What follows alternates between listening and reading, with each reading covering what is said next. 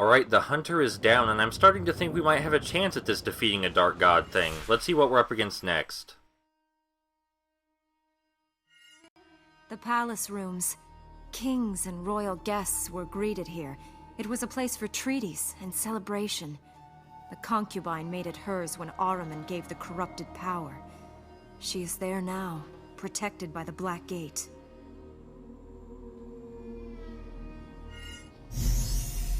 The Cavern. This cavern was used as a place for entertainment. Musicians, actors, dancers of every kind came to perform for the monarch of the Ura. Now it is lost to corruption, its glories to the past. It's time for us to head to the palace, which is my favorite location in the game. Also has some of my favorite character interactions and dialogue. Guess what we're going to talk about on the way there? Did you guess Elika's father? You are correct. So we've established that, given the evidence we have so far, Elika's father did strike a deal with Ahriman. But we don't know what deal he would have struck or why. That's it. That's all we're going to talk about Elika's father. So the corrupted choose where they take residence. And the concubine, for some reason, chose to take residence in the royal palace. We don't know very much about her character yet, but that probably gives us a hint.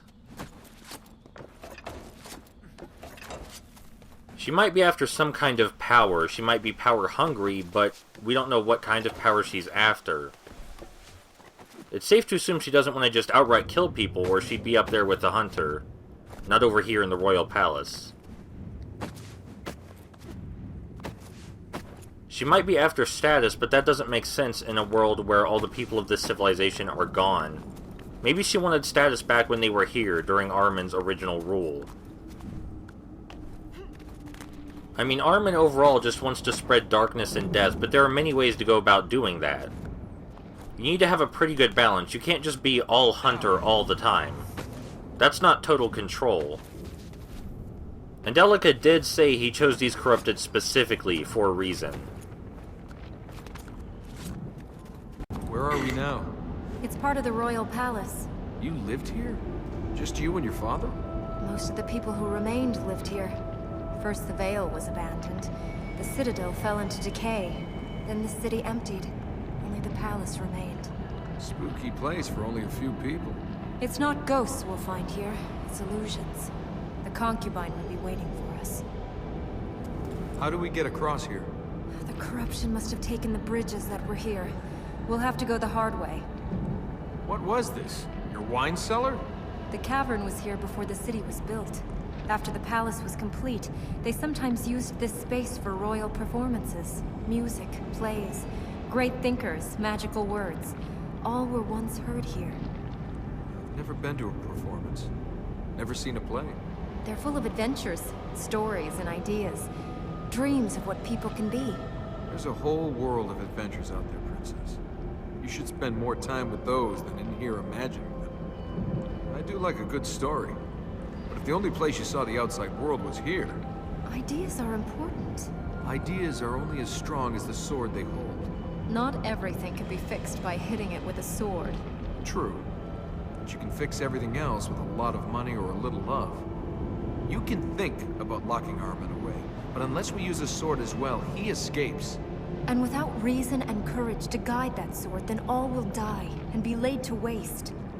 The concubine sold her soul to Ahriman like the other corrupted? No one knows who she really was. I don't know if even she does.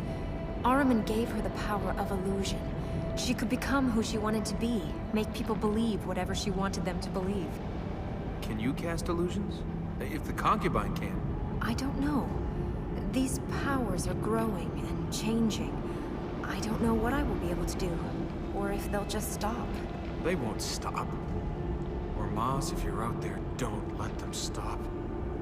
If you and the concubine can both use magic... My powers come from Ormaz, hers from Ahriman. We have nothing in common. Is there any chance your writings tell us how to spot one of the concubine's illusions? The only method is to break the illusion. Literally break it through contact. But even that isn't foolproof. So now we know a bit more about the concubine, but more importantly, they had a discussion just there about the value of ideas, and to an extent, art. I would say it's pragmatism versus idealism, but it's really just two different kinds of pragmatism. The bridges that link to the platforms have gone. We'll have to use those roof columns to get across and then drop down.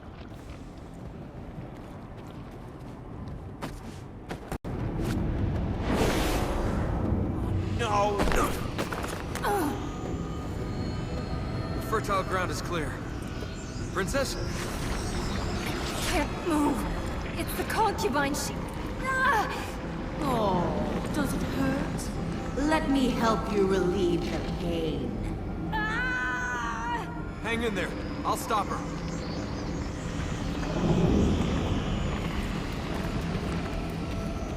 Well, what have we here? A princess and a little man. Two lost wanderers, no idea where they're going or why they're here. So the concubine's entire thing is trying to pick at the characters psychologically, try and tear them apart and get inside their head. Which is my job. She should stop that. That's my thing.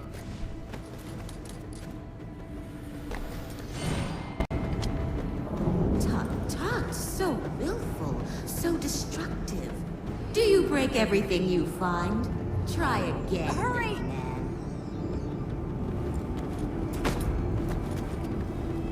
little man. Lost in the desert, walking with purpose, yet lost all the same.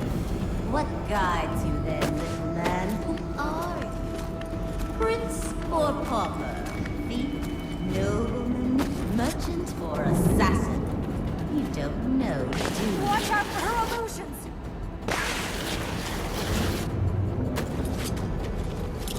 Oh, good. Another illusion. I needed the exercise. Oh, I was over here all the time. I'm sorry for your wasted effort. Are you leaving her to her fate? Don't you want to be together in her hour of need? Stay on your stage, little man. Everything you do is make-believe. There is no difference you can make.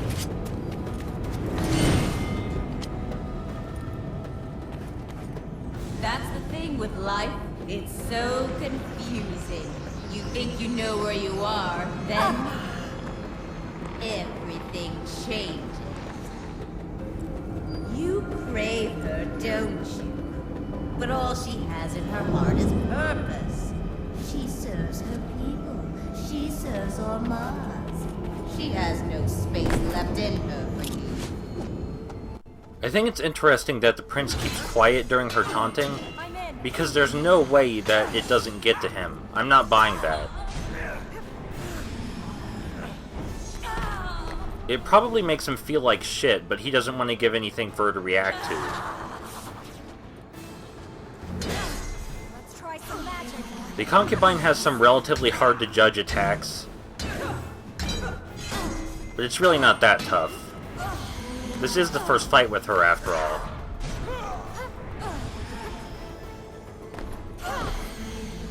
Her weapon isn't really her magic, though, it's her words.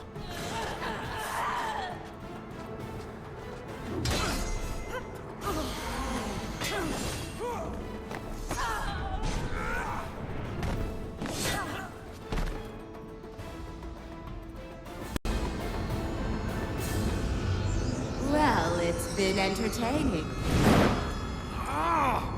Please tell me there's a way to get rid of her permanently. When we imprison Ahriman for good, or if we enter the palace rooms beyond the Black Gate.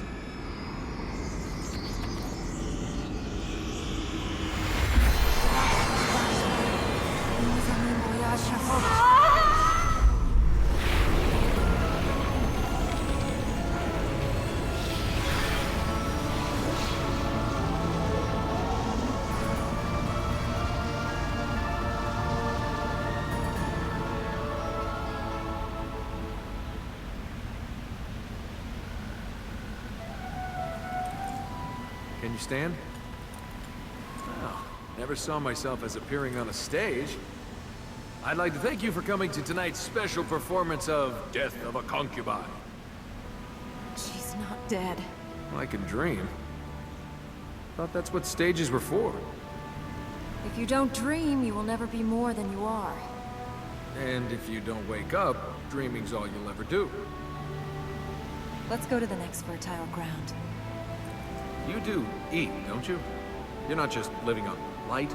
I'm flesh and blood. The light seeds, I just know I need them. They make me feel stronger. Where do those light seeds come from? From Ormaz, the god of light. I've not seen them before, but I think they're linked to the magic I have. How do we get off this? We can climb up those rings over there.